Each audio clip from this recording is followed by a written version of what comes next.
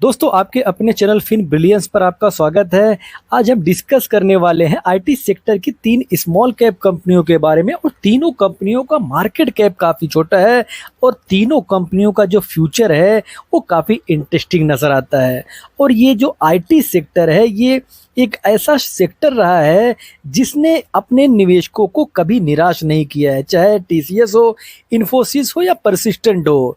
जिन्होंने इन्हें सही समय पर पकड़ा है उन्होंने सिर्फ पैसा नहीं बनाया है बल्कि उन्होंने वेल्थ बनाई है। समय बदला, नाम बदले, data centre, cloud computing, software development, networking, artificial intelligence, cyber security, तो ये आईटी सेक्टर के अलग अलग सेगमेंट है, आते गए और फ्यूचर में न जाने कितने सारे और भी सेगमेंट उत्पन्न होंगे। तो जिसको डर लगता है कि एआई की वजह से आईटी सेक्टर को नुकसान होगा तो वो सिर्फ इतना ही समझे कि एआई को बनाने वाला भी आईटी सेक्टर है। तो वीडियो शुरू करेंगे उससे पहले एक इम्पॉर्टेंट डिस्क्लेमर देना चाहेंगे। ये video just for study purpose के लिए है, इंफॉर्मेशन पर्पस के लिए है। मेरे तरफ से कोई बाय सेल होल्ड का कॉल नहीं है। सबसे पहली कंपनी को देखेंगे तो इस कंपनी का नाम सिल्वर टच टेक्नोलॉजीज लिमिटेड है। और ये कंपनी काम क्या करती है तो इसका अगर आप बिजनेस देखेंगे आईटी सोल्यूशन में इसका कारोबार है। और कंपनी जैसे मान लीजिए जो ये आईटी सोल्यूशन का काम है ये क्या है तो ये कंपनीज के लिए सॉफ्टवेयर और आईटी सिस्टम बनाने का जो काम होता है उसमें इनका बिजनेस है। डिजिटल ट्रांसफॉर्मेशन में इनका बिजनेस है, यानी कि जो पुराने कागजात है उनको डिजिटली फॉर्म में कन्वर्ट करना है, बदलना है, उसमें भी ये कंपनी काम करती है। और जो इमर्जिंग टेक्नोलॉजीज है जैसे एआई, डेटा सेंटर, तो उसमें भी जो सर्विसेज होते हैं उनमें भी ये कंपनी अपना योगदान देती है। कंपनी का अगर आप सेल्स देखेंगे तो क्वार्टर बाय क्वार्टर सेल्स में अच्छा खासा ग्रोथ नज़र आएगा। अगर आप नेट प्रॉफिट देखेंगे तो नेट प्रॉफिट में भी काफ़ी अच्छा खासा आपको ग्रोथ देखने को मिलेगा। मार्केट कैप इतना छोटा है कि ये बताता है कि कंपनी में रिस्क काफ़ी ज़्यादा है। और टॉप से करेक्शन देखेंगे तो मार्केट में करेक्शन की वजह से इस कंपनी में भी अच्छा खासा आपको करेक्शन भी देखने को मिलेगा। हालांकि इतना बड़ा करेक्शन होने के बावजूद अगर इस कंपनी का आप पी देखेंगे तो 53 का पी है, यानी कि सस्ता तो नहीं है। अगर आप प्लेज देखेंगे तो कंपनी के पास 4% का शेयर पेज है। और किसी भी कंपनी में खास करके जो आईटी सेक्टर में काम करती हुई कंपनी हो, अगर वो अपना शेयर प्लेज करके रखे तो आपको इसका जो सवाल है इसका जवाब ढूंढना चाहिए कि क्या रीज़न है कि कंपनी अपना जो शेयर है ये प्लेज करके रखी है। और वहीं पर पेग रेशियो के हिसाब से देखेंगे तो ये कंपनी अपना जो ग्रोथ के हिसाब से एक वैल्यू मतलब अच्छे खासे वैल्यूएशन पर दिख रही है, ना तो बहुत ज़्यादा सस्ती है ना तो बहुत ज़्यादा महंगी है। प्रमोटर के पास देखेंगे तो 74% का पोजीशन प्रमोटर के पास है। ये बताता है कि प्रमोटर को अपनी कंपनी पर काफ़ी अच्छा खासा कॉन्फिडेंस है। वहीं पर अगर आप एफआईज को देखोगे तो एफआईज के पास बहुत ही छोटी सी हिस्सेदारी है, लेकिन अगर आप ध्यान से देखोगे तो एफआईज ने अपना पोजीशन बढ़ाया है।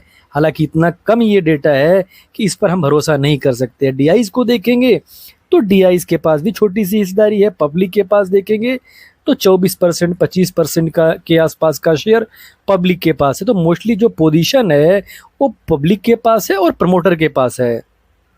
अगर इस कंपनी के पास रिजर्व देखेंगे तो 132 करोड़ का रिजर्व है, 48 करोड़ का कर्जा है। ये बताता है कि कर्जे के मुकाबले में रिजर्व तो काफ़ी स्ट्रांग है। और कंपनी का जो बिजनेस है ये लाइट एसेट बिजनेस माना जाता है। जो आईटी सेक्टर में सर्विसेज में कंपनियां काम करती है इनका बिजनेस काफ़ी लाइट एसेट माना जाता है, बिकॉज इनको ज़्यादा खर्चा करना नहीं रहता है। तो उसके बावजूद लाइट एसेट बिजनेस होने के बावजूद इस कंपनी का जो शेयर है 4% का प्लेज है, तो उसका रीज़न आपको ढूंढना चाहिए। तो सबसे पहले हम देखेंगे ये कंपनी सर्विसेज क्या क्या ऑफर्ड करती है। तो आप देखेंगे डिजिटल इंजीनियरिंग का ये सर्विस देते हैं, यानी कि बिजनेस के लिए जो एडवांस डिजिटल सॉफ्टवेयर डिज़ाइन और डेवलप किया जाता है तो उसमें इनका बिजनेस है। वहीं पर जो इंटरप्राइजेज आर्किटेक्चर है इसमें भी इनका बिजनेस है, यानी कि कंपनी के पूरे आईटी सिस्टम का जो स्ट्रॉन्ग स्ट्रक्चर बनाने का काम होता है उसमें भी इनका बिजनेस है। क्लाउड एप्लीकेशन डेवलपमेंट में देखेंगे, यानी क्लाउड पर जो चलने वाले सॉफ्टवेयर है और या एप्स है उसको भी ये कंपनी बनाती है। मोबाइल जो एप्लीकेशन होते हैं यानी कि एंड्रॉयड iOS के लिए जो मोबाइल्स ऐप डेवलप किए जाते हैं उसमें भी इनका बिजनेस है। वहीं पर जो इंटरप्राइजेस डेवऑप्स का बिजनेस है यानी कि सॉफ्टवेयर को फास्ट, सिक्योर और स्मूथ बनाने का जो बिजनेस है उसमें भी इनका कारोबार होता हुआ दिखता है। वहीं पर आगे देखेंगे जो डिजिटल ट्रांसफॉर्मेशन में इनका जो सर्विसेज ये कंपनी ऑफर्ड करती है, जैसे अप्लाइड आर्ट यानी कि एआई को रियल बिजनेस प्रॉब्लम सॉल्व करने में यूज़ करना। आप देखेंगे डेटा एनालिटिक्स में इनका बिजनेस होता हुआ दिखता है, यानी कि डेटा एनालिटिक्स में भी ये अपने सर्विसेज देते हैं, डेटा को एनालाइज करके यूजफुल डिसीजन निकालने का जो बिजनेस है उसमें भी इनका कारोबार है। वहीं पर ब्लॉकचेन और आईओटी का बिजनेस देखेंगे, यानी कि सिक्योर डिजिटल रिकॉर्ड और स्मार्ट कनेक्टेड डिवाइस का जो बिजनेस होता है, जो कारोबार होता है, उसके बैकवर्ड में ये कंपनी अपना सर्विस ऑफर करती हुई दिखती है। और रोबोटिक वाला जो काम है उसमें भी ये कंपनी अपना सर्विस देती है। सैप में इनका बिजनेस है। अगर आप और भी देखेंगे तो जैसे आप देखेंगे डेटा सेंटर, तो डेटा सेंटर तो हार्डवेयर वो बनाने वाली कंपनियां बनाती है, लेकिन उसमें जो सर्विस का काम होता है तो ये कंपनी उसमें अपना सर्विस में भी योगदान देती हुई दिखती है। वहीं पर कम्युनिकेशन सर्विसेज में देखेंगे, office communication system, email, calling, networking वाले जो कारोबार होते हैं उसमें इनका मतलब सर्विस होता है। आईटी कंसल्टिंग, बैकअप और डिजास्टर रिकवरी, यानी कि किसी के सिस्टम में कुछ प्रॉब्लम होता है, जो बड़ी बड़ी दिग्गज कंपनियां होती है, जो डेटा सेंटर होता है उसमें अगर कुछ डेटा में कुछ लॉस होता है तो वो बैकअप उसका रेडी करके रखती है, और कुछ प्रॉब्लम हो गया तो डिजास्टर्स रिकवरी भी रहता है, यानी कि बहुत ही फास्ट उसको रिकवर करके डेटा को दे सकते हैं। तो इसी सारे सेगमेंट में ये कंपनी काम करती है। एक आईटी सेक्टर की छोटी कंपनी है जो टॉप से काफ़ी अच्छे खासे करेक्शन में है, तो आपको इस कंपनी पर रिसर्च ज़रूर करना चाहिए, इस कंपनी पर आपको स्टडी ज़रूर करनी चाहिए। और कंपनी का अगर आप हेड ऑफिस देखेंगे तो अहमदाबाद में है, और कंपनी के ब्रांचेस भी है, जैसे आप देखेंगे दिल्ली, मुंबई, लखनऊ, बड़ौदा, सूरत, कोलकाता, बंगलोर। तो यहाँ पर कंपनी के जो ब्रांचेस हैं ये भी है, और कंपनी ने अभी तक 4000 से ज़्यादा जो प्रोजेक्ट्स है वो डेवलप करके दिए हैं। और पिछले 1 सालों में अगर कंपनी का रिटर्न देखेंगे तो 100% से ज़्यादा का दिया है।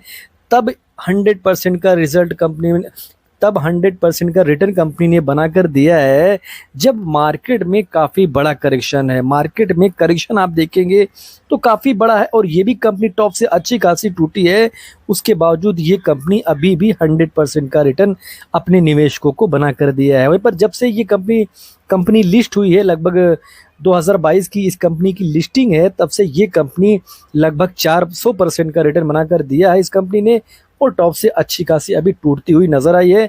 तो आपको इस कंपनी पर भी रिसर्च ज़रूर करना चाहिए। ओरियन प्रो एक और दिग्गज कंपनी बनने की राह में ये कंपनी चलती हुई दिख रही है, और ये कंपनी 1997 में शुरू हुई थी, और जो बैंकिंग ट्रांजैक्शन प्लेटफॉर्म होते हैं, कस्टमर एक्सपीरियंस सॉल्यूशंस होता है, स्मार्ट सिटी और स्मार्ट ट्रांसपोर्टेशन वाला जो बिजनेस है उसमें ये कंपनी काम करती है।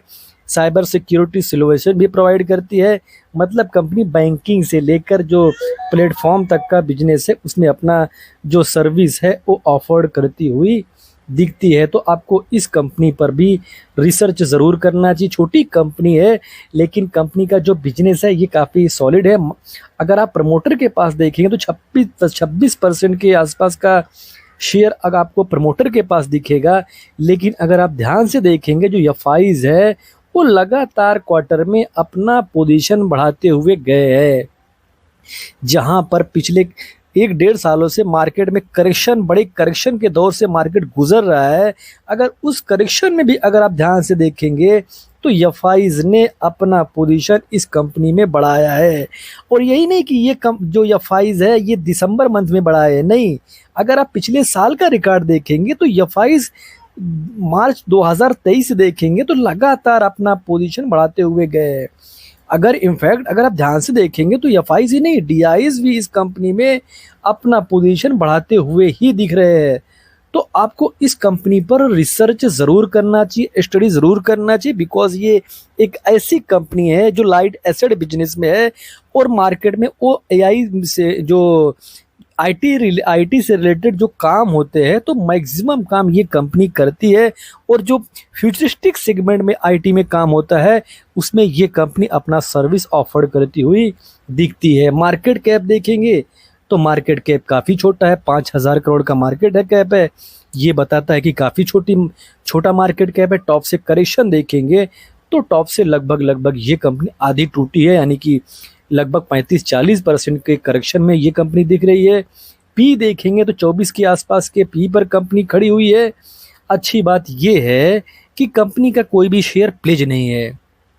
अगर पिग रेशियो के हिसाब से देखेंगे तो कंपनी अंडर वैल्यूड देखने को मिल रही है।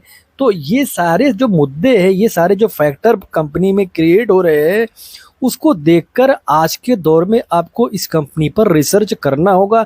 और ख़ास करके मैं बार बार क्यों ऐसे बोलता हूँ, बिकॉज आज के दौर में ये कंपनी टॉप से अच्छे खासे करेक्शन में है और मार्केट में प्रेशर भी बना हुआ है, उसका भी असर इस कंपनी पर देखने को मिल रहा है। अदरवाइज जो इस कंपनी का नेट प्रॉफिट है, नेट प्रॉफिट में आपको गिरावट देखने को नहीं मिलेगा।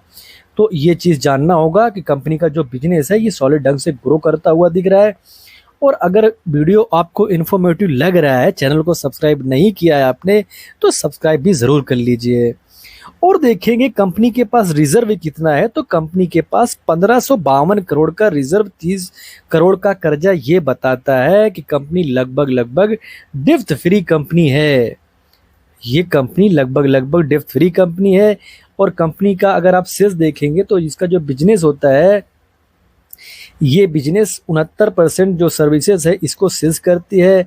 और sales of equipment and other जो प्रोडक्ट लाइसेंस होते हैं 31% से रेवेन्यू यहाँ पर ये कंपनी जनरेट करती है। इंडिया से देखेंगे तो 57% का रेवेन्यू आता है, एपैक से 34%, यूएसए से 7%, और देखेंगे तो एमईए से देखेंगे तो 2% का रेवेन्यू ये कंपनी निकाल रही है।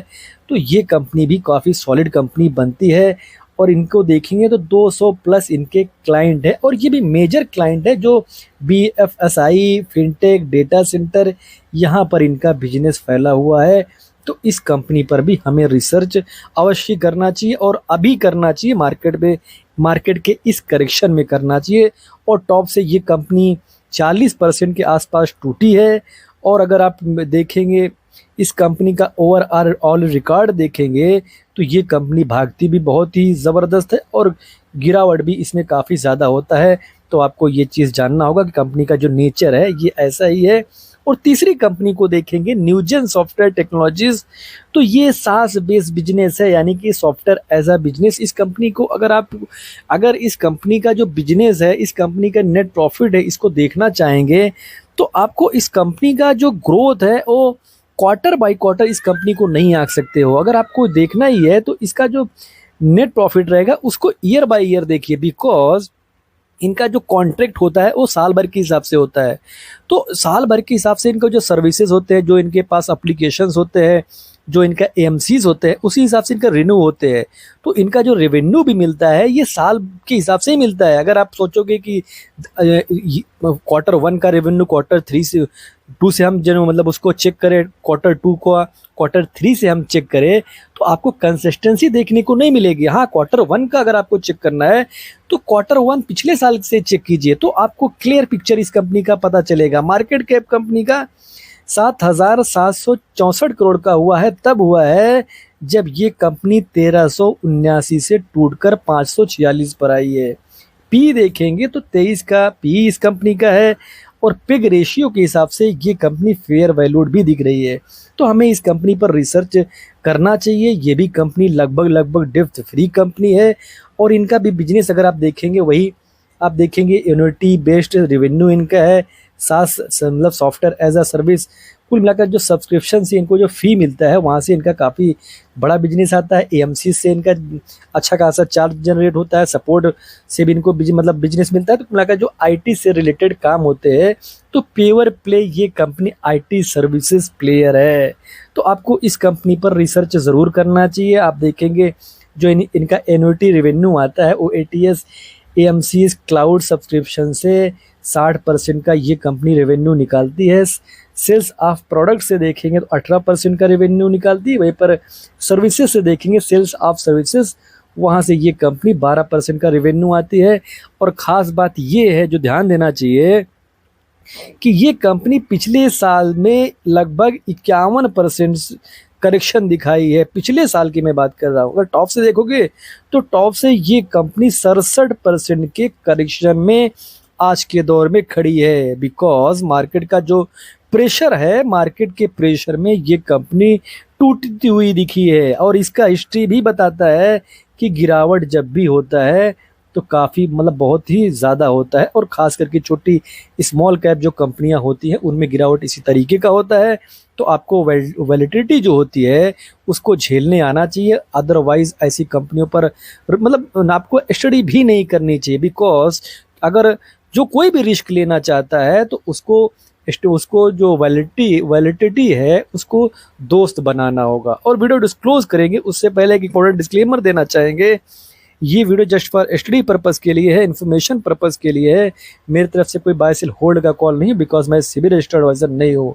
अगर आपको वीडियो इन्फॉर्मेटिव लगा हो तो आप चाहो तो वीडियो को लाइक कमेंट शेयर कर सकते हो। मिलते किसी नए वीडियो में एक नए टॉपिक के साथ, तब तक के लिए हैप्पी इन्वेस्टिंग।